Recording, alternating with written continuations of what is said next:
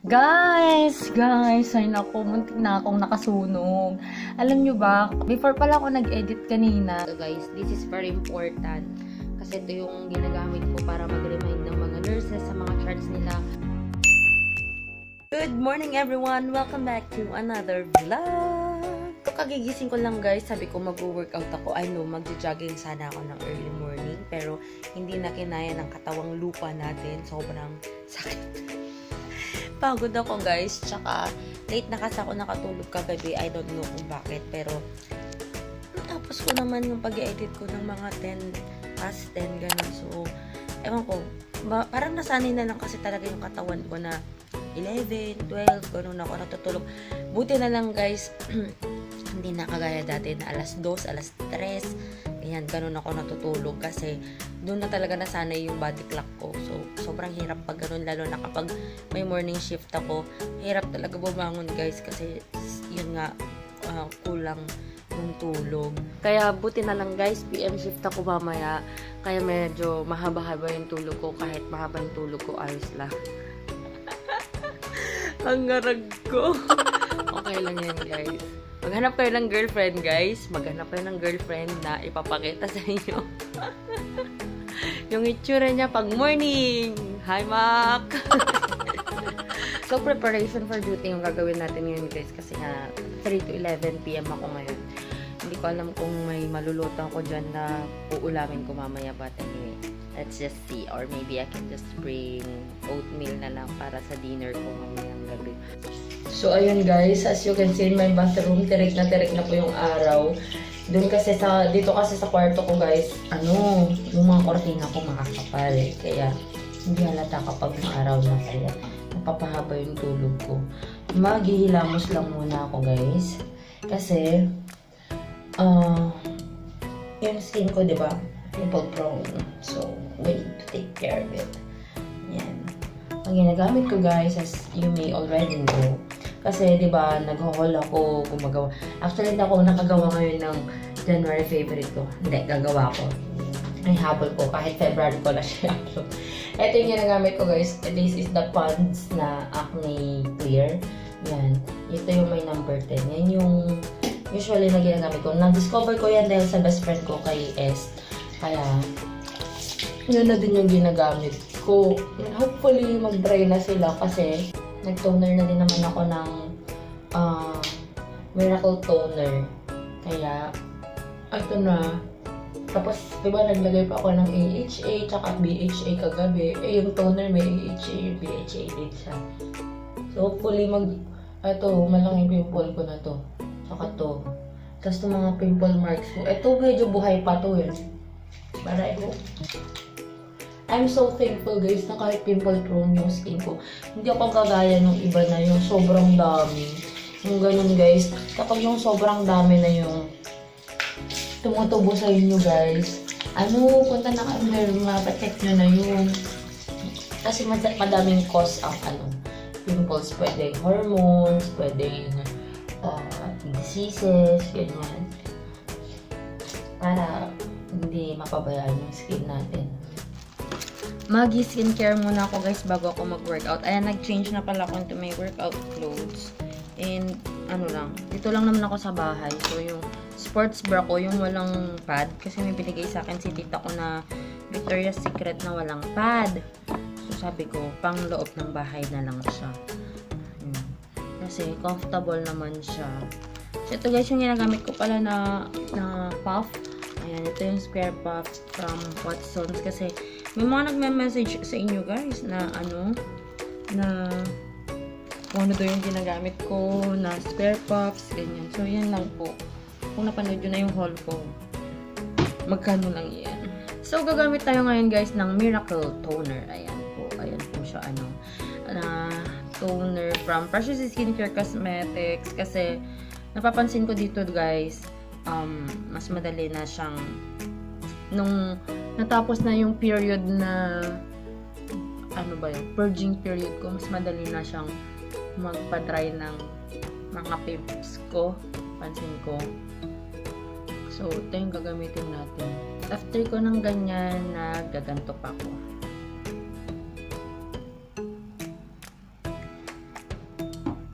Alam niyo ba kung kanino ko nagayong ganito? Sa mga Korean na estudyante ko dati. Kasi sabi ko, bakit yung toner niyo ano? Kasi 'di ba yung ano natin, yung ano bang gamit ko doon? Basta yung mga pang skincare ko dati, ano bang ano na yung sikat, yung nilalagyan ng Dalasinsi dati, pero hindi ako naglalagay.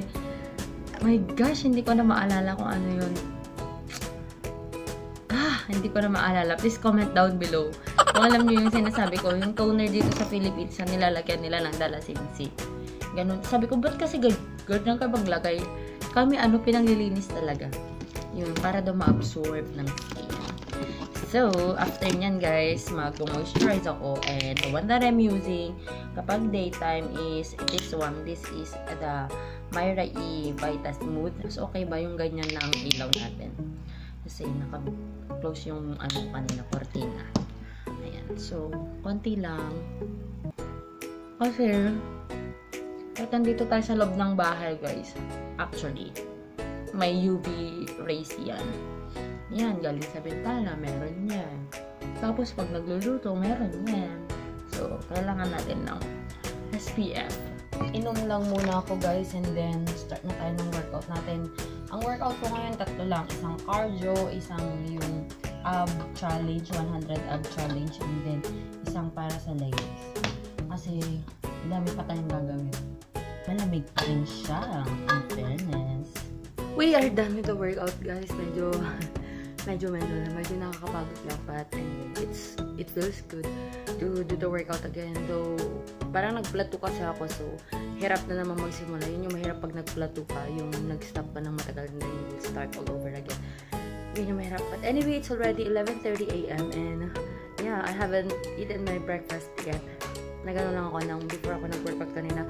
So, we're gonna eat our lunch now. And then, edit, and then prepare for duty. So guys, yung kakainin ko is, meron akong soya milk dito. Isang glass siyang ganyan. And then, we'll put some, I guess this is chia seed. Chia seed pa siguro to ng sister ko. But anyway, let's try. Lagay lang natin dyan. Ganyan. Parang 1 spoon. Para medyo lumambot siya. But anyway, sabi naman nila, pwede naman siyang kainin. Kahit ganyan na siya, kahit di siya lumambot. Pero, ganyan. Habang magluluto ako ng sunny side up na egg para may protein din tayo na dagdag. So, ito na guys, yung kakainin ko, isang egg na sunny side up and then 2 loaves of wheat bread from Nubake. Ayan. Kasi ito yung ng gardenia. Wala na pala yung Pinoy tasty ng gardenia guys.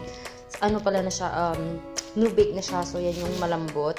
And papalamanan ko lang siya ng peanut spread. I know it's not the healthiest, but yan yung kaya kong kainin guys na, you know what, mas mababa na siya kaysa sa kanin.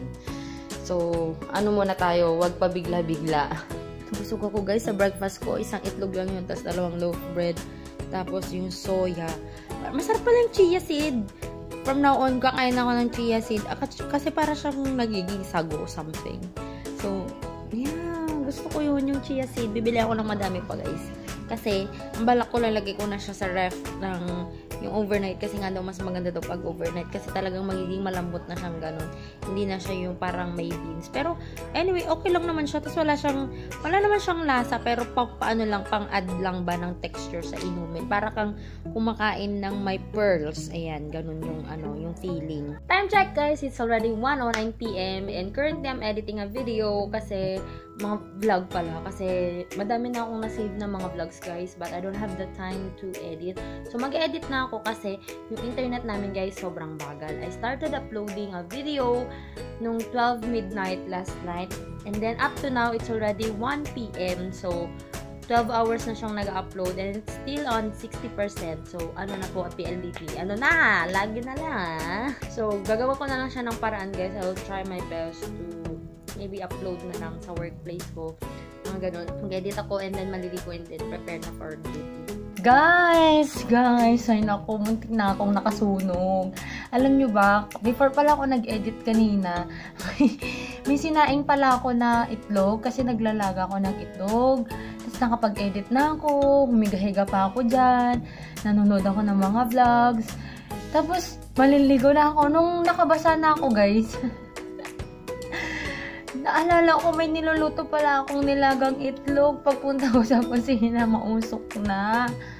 Ay, naku talaga. Ubus na yung tubig ng ng nilaga. Tapos nag-crack na din yung itlog. My goodness, kinabahan ako. Yung takbo ko talaga, grabe. Ay, naku talaga. This is the second time, guys, na nangyari yan sa akin. Nung una naman, ulo ng bangus. Puro ulo ng bangus kasi papakain ko sana sa aso. Yun, hanggang sa naging abo na yung ulo ng bangus. Grabe talaga, guys. Ay, naku talaga. I should be more careful next time kasi mahirap na mag-isa ako dito. Tapos mamaya, di ba, nag-duty na pala ako. Tapos mababalitaan ko na lang, sunog na yung bahay namin. My goodness. Ay, naku talaga. Di na ako magbe-makeup, guys. Ganito na. Mag-ano lang ako. Magpa-powder lang ako. Tsaka, nag-lip balm ako. The lip balm that I'm using is this one. Lip Therapy from... Ow! Pake. Pake naman, oh. Vaseline Lip Therapy. Ayan. From Vaseline. Sasabihin ko sana, pero Vaseline Lip Therapy na. Ba't tong hair ko? Ba't nabuhol-buhol na? So, ito guys, yung gagamitin ko na bag ko. Check ko lang kung nandito yung mga paraphernalias ko. Ito guys, this is very important. Kasi ito yung ginagamit ko para mag-remind ng mga nurses sa mga charts nila whenever I check their charts. Ayan. Dito naman to. Ala, nakalimutan kong ibigay kila tito ko. But anyway, dyan na lang. Tapos pagkain na lang natin ngayong gabi yan. So, yan lang guys. Let me know down below if you want to see what's in my backpack duty for day or for night. Or for both. Ayan. So, just let me know guys and I will try my best to do tour para sa inyo guys ng bag ko. Papakita ko sa inyo kung ano laman ng bag ko. Time check guys, it's already almost 3 PM and aalis na ako guys. Wala na akong nilagay sa mukha ko. Maliban na lang po sa moisturizer na Myra E with SPF 15 kasi yun lang yung gagawin ko ngayon kasi may mga pimps ako. I don't want to put any makeup or any powder ngayon. And ready na ako guys. I have my backpack here. Hindi ako masyadong mahilig sa pink ngayon. Actually, naasar ako kung bakit pink yung binili ko na bag ko. But anyway, I also have my pink Hydro Plus here. Ayan, medyo nagsisi din ako kung bakit pink yung pinabili ko kay tita ko kasi mas maganda daw sana yung pili niya. But anyway, we have this one already. So, yeah, that's it guys. Yun lang yung ginagawa ko kapag mga medyo maluwag-luwag yung time natin, makakapag-workout tayo and makakapag-prepare ng medyo mahaba-haba. So, yun lang guys. I hope you learned something today and I hope to see what the usual day of a nurse na may PM shift. So, if you want to have a request guys, if you're a student nurse or you are a working nurse or basta nurse ka, please namin know in the comment down below. Please comment your request ng mga videos. And yun lang guys, if you haven't followed me yet on my Instagram and on my Facebook, the name is Joy of Mia. And please don't forget to like this video and click the subscribe button, hit the tiny bell button, and I'll talk to you guys on my next one. Bye!